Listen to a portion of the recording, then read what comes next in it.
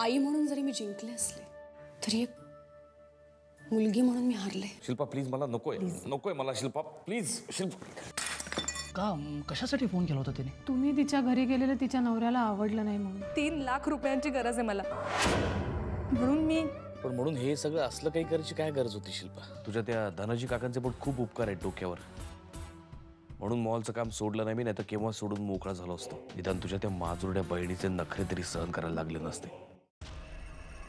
तुमच्या लग्नाच्या आधी शार्दूलनी तुझ्यावरती बलात्कार केला होता. ही गोष्ट जगासमोर आणायला मला 2 दिवस नाही 2 मिनिटं सुद्धा पुरेशी आहेत.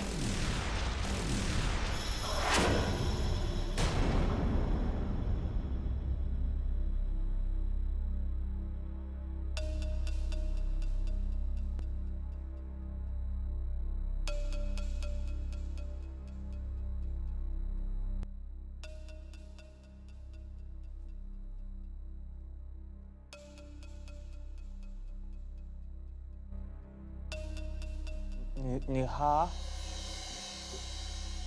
तुला झोप येत नाहीये का?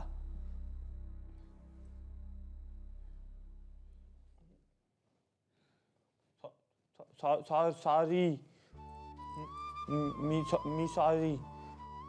मी बॅड बॉय सारखा वागलो ना?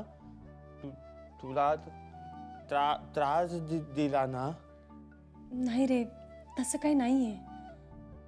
मी तसंच आहे. मी खूप खूप खूप त्रास देतो तुला. मी बॅड बॉय सारखा वागतो. प्रॉमिस, इथून पुढे परत कधीच असा वागणार नाही. मी गुड बॉय सारखा वागीन. पण तू चिडू नकोस. नाही रे राजा, तुझ्यावर नाही चिडले मी. आणि तू नको सॉरी म्हणूस. चूक तर माझी झाली ना. मी खूप चिडले ना तुझ्यावर. मी सॉरी म्हणते. सॉरी. तू सॉरी, मी पण सॉरी. प्रीतम पाठ. Good boy. तू पण गुड गर्ल. नेहा, मी ना आपल्या सगळ्यांचं चित्र काढलंय. दाखवू? नाही नको, आत्ता नको. सकाळी बघेन मी. ओके? नक्की? नक्की, प्रॉमिस. मग ठीक आहे. तू झोप. झोप. चालेल. तू पण झोप. हो, झोपते. ए बाया, आईला त्रास देऊ नकोस हा. बायाला सांगितलं. तो पण झोपतो म्हणाला. झोप. Good night. Good night.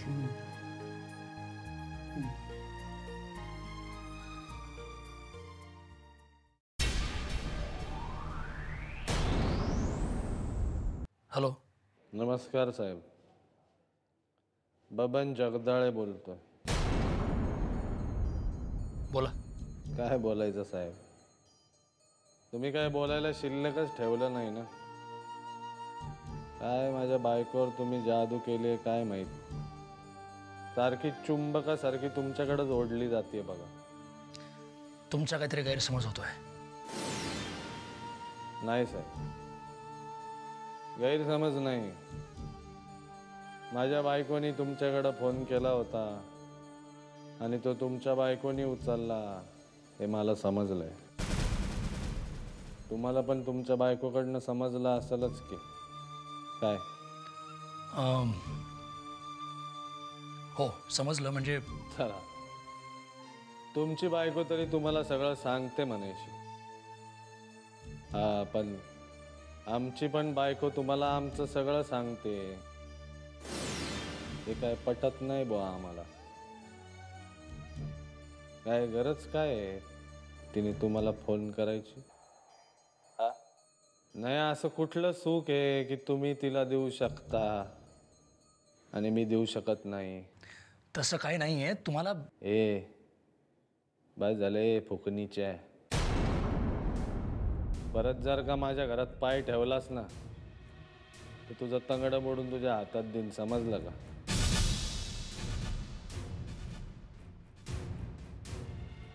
हे बघा, मला काही बघायचं नाहीये. पुन्हा जर माझ्या बायकोकडे बघितलंस ना तर दुसरं काही बघायच्या लायकीचा ठेवणार नाही मी तुला. चले, फोन ठेव आता, चल.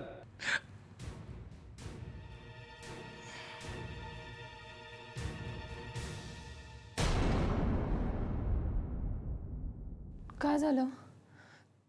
काय म्हणाला तो?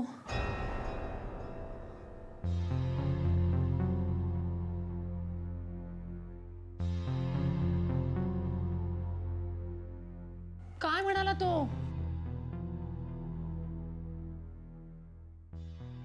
धमकी देत होता.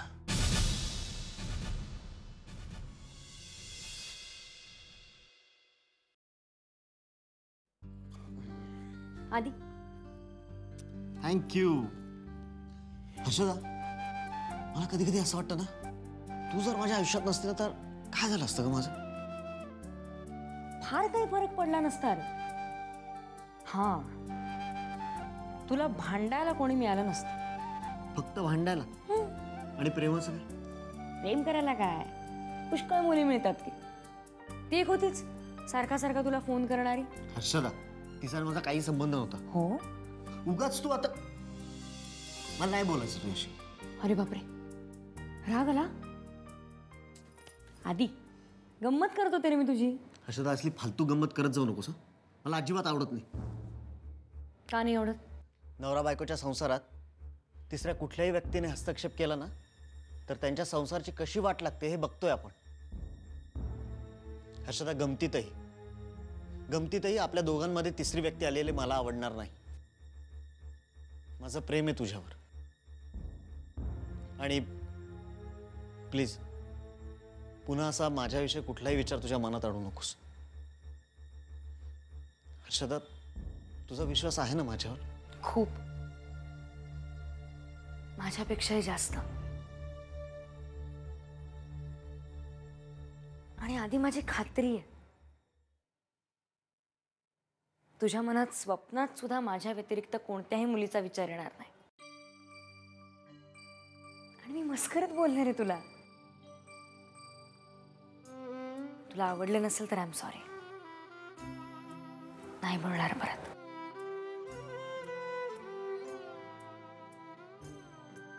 माझंही खूप प्रेम आहे तुझ्यावर.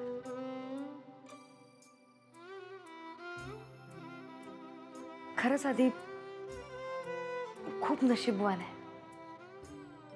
मला तुझ्यासारखा नवरा मिळाला. पण कधी कधी खूप वाईट वाटतं.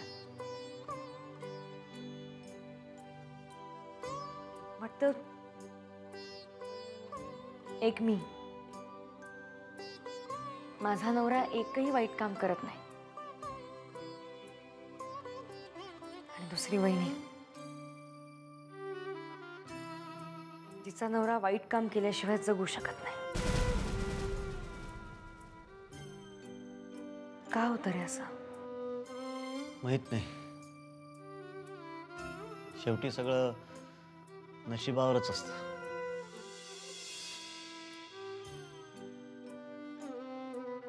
असो,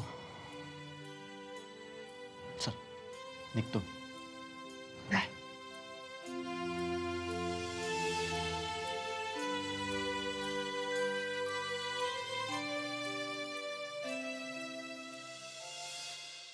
सर, शार्दूल मॉलचं काम का पूर्ण होऊ शकलं नाही याची कारणं तुम्ही मला लिहायला सांगितली होती. ती मी या फाईलमध्ये लिहिली आहे. काय काय लिहिलंय?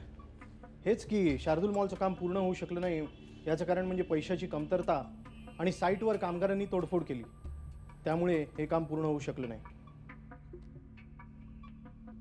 आणि कंपनीच्या मालकांवरती खोटे आरोप लागले होते, त्यामुळे त्यांना तुरुंगात जावं लागलं, मोठी केस झाली, त्यानंतर त्यांना ॲक्सिडेंट झाला. हे सगळं लिहिलेलं नाही याच्यात. सर पण हे पर्सनल प्रॉब्लेम्स आहेत ना, म्हणून. हो, पण ते माझे पर्सनल प्रॉब्लेम्स आहेत ना, आणि मी मालक आहे कंपनीचा. त्यामुळे माझे प्रॉब्लेम ते कंपनीचे प्रॉब्लेम, त्यामुळे काम खोळंबलं. सगळं डिटेल लिहा याच्यात. ठीक आहे सर. आणि हा असंही लिहा की साईटवरती 2दा-3दा शॉर्ट सर्किट झाल्यामुळे आग लागली, त्यात एक कामगार जखमी झाला. त्यात धनाजीरावांनी वेळोवेळी पैसे द्यायला उशीर केल्यामुळे आम्ही कामगारांचं पेमेंट करू शकलो नाही, म्हणून कामगारांनी काम पूर्ण करायला नकार दिला, त्यामुळे काम थांबलं. लिहा. शॉर्ट सर्किट, आग. पण सर असं काही घडलंच नव्हतं ना. पण म्हणून लिहिलं तर फरक काय पडतो? हां,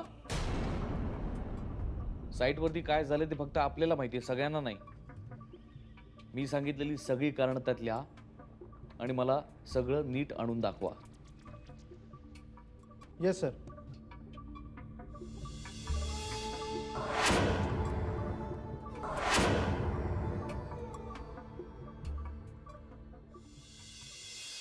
हॅलो. हॅलो काका, मी नेहा बोलते. तुम्ही हर्षवर्धन भोसलेंना जी नोटीस पाठवणार होतात ती पाठवली का? नाही अजून. का ग? नाही, मग सध्या पाठवू नका. का? नाही, आपण काही दिवसांनी पाठवू त्यांना नोटीस. अगं पण का? नेहा, काय झालंय? काही नाही काका. नाही म्हणजे आपल्या शार्दूल मॉलचं काम हर्षवर्धन भोसलेंकडून काढून वरुण सुभेदारांना द्यायचं की नाही हे ठरलंय कुठे ना अजून आपलं. हां अगं, पण त्या विषयावरती बोलणं झालंय आपलं. भोसलेने जर का वेळेत काम पूर्ण केलं नाही तर तसं करणार होतो आपण. तसंच ठरलंय आपलं ना. काका तुम्ही घरी याल का? म्हणजे मग जरा सविस्तर बोलता येईल आपल्याला. नेहा, काही प्रॉब्लेम झालाय? काका तुम्ही इकडे या, मग मी सांगते सगळं. ठीक आहे, येतो मी, बोलू आपण. ओके.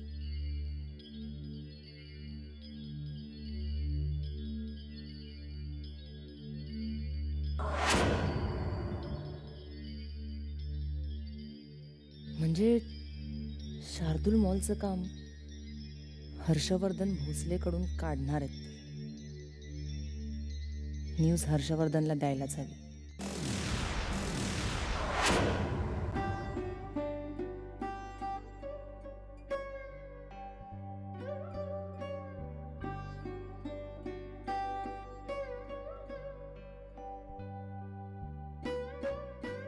आता काय करायचं आपण? कशाबद्दल? काल रात्रीच्या फोन नंतर काय ठरवलंय तुम्ही? काही नाही. काही नाही? असं कसं म्हणू शकता तुम्ही? त्या माणसाचा काल रात्री फोन आला होता, वाटेल तसं बोलला तो तुम्हाला. तिकडे त्या श्रद्धाला काय केलं असेल देव जाणे. तुम्ही एकदा नाही का तिला बघून येऊ शकत? नाही संयोगिता, अहो पण नाही. पुन्हा तसं काही केलं ना तर तो नक्की मारेल तिला. काही केलं तरी प्रॉब्लेम, नाही केलं तरी प्रॉब्लेम. मला तर भीती वाटायला लागली आता. काय होणार आहे त्या बिचारीचं? मला तरी वाटतं की आपण तिच्या आयुष्यात इंटरेस्ट घेणं थांबवूया आता. ती तिचा नवरा जसे जगतायत, जसे राहतायत तसंच त्यांना राहू देणं योग्य आहे. आपण समजूया ना की श्रद्धा जगदाळे नावाची बाई आपल्या आयुष्यात कधी आलीच नव्हती. तरच हे टेन्शन मिटेल. नाहीतर सारखी बोंबून मागे लागून राहील. कधी कधी असं वाटतं ना की कोणाच्या भानगडीत पडूच नाही. आपण बरं, आपला संसार बरा, आपलं घर बरं. हवंय कोणाला हे विकतचं दुकान? काय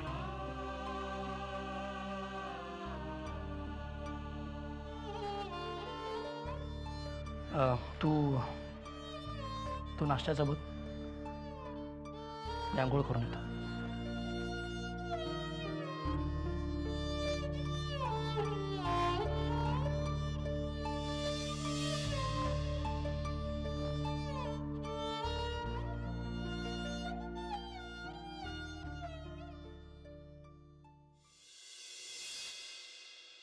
नेहा काय झालंय मला सांगणार आहेस का तू? नाही, काही नाही काका. हे पहा नेहा, खोटं बोलू नकोस. तू सगळ्या जगाला फसवू शकतेस पण मला नाही. कालपर्यंत तू भोसलेला नोटीस पाठवायला एका पायावरती तयार होतीस आणि आज असं अचानक काय झालंय तुला? हं? नेहा काय झालंय? काका मी हे बघ नेहा, तुझ्या मनात काय ना ते स्पष्टपणे सांग मला. मला फसवण्याचा प्रयत्न करू नकोस. तुला कुणी काही बोललंय? काय झालंय? काका त्या दिवशी हर्षवर्धन भोसले घरी आले होते.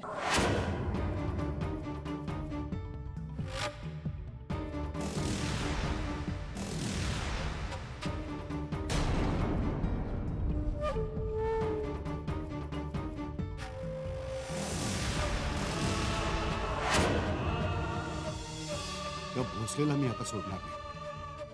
त्याच्या पापाचा घडा भरला म्हणून समज. काका प्लीज, तुम्ही डोक्यात राग घालून घेऊ नका. त्यांनी जर खरंच माझ्याबद्दल पेपरमध्ये काही छापून आणलं तर... एक मिनिट नाही, तो भोसले असं काहीही करणार नाही. आणि त्याला कसं ताळ्यावरती आणायचं ना ते मला चांगलं माहिती आहे. मला फक्त एक गोष्ट कळत नाही की आपण त्याला नोटीस पाठवतो हे त्याला कळलं कसं?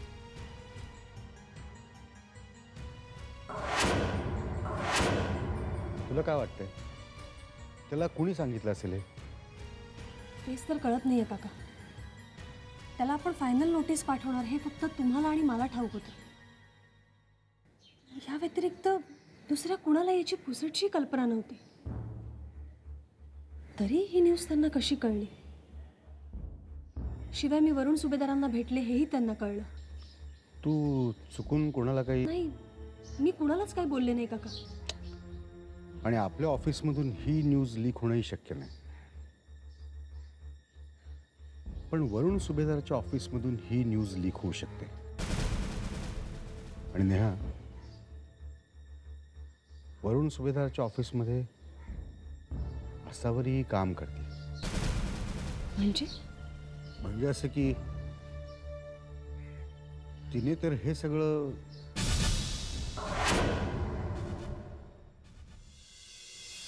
मला वाटलं आपली भेट होणारच नाही कदाचित. का? नाही म्हणजे त्या दिवशी जे काही घडलं ते मी विसरलोय सगळं. तूही विसरून जा. काम काय होतं बोल. एक महत्त्वाची बातमी द्यायची होती. फोनवर सांगणं योग्य नाही वाटलं म्हणून बोलवलं. कुठली बातमी? नेहानी शार्दूल मॉलचं काम तुमच्याकडून काढून घ्यायचं ठरवलंय. काय? हो, मी तिचं आणि राजाराम पांढरेंचं बोलणं ऐकलं. मॉलचं काम तुमच्याकडून काढून घेऊन कुठल्या तरी रॉयल कन्स्ट्रक्शनच्या वरुण सुभेदारला द्यायचं म्हणत होते.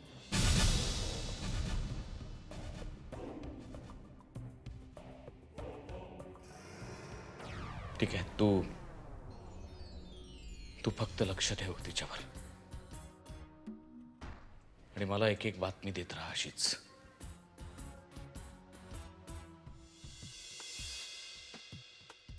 हे थोडे पैसे ठेव, आणखी देईन नंतर. निघ ताबडतोब. ओके.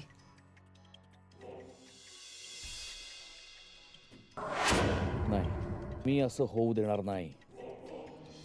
शार्दूल मॉलचं काम माझ्या हातनं कोणीही काढून घेऊ शकत नाही. चंद्रपुरातला पहिला मॉल मी बांधणार, हर्षवर्धन भोसलेच बांधणार.